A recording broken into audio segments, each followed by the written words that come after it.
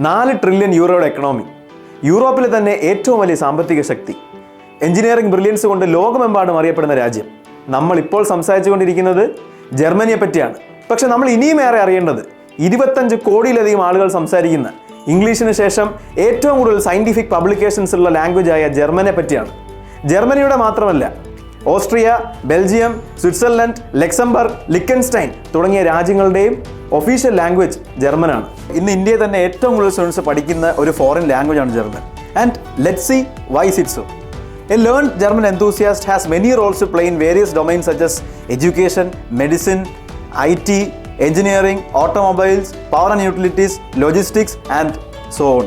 So, do not let this opportunity slip to become one of the leading influences of tomorrow.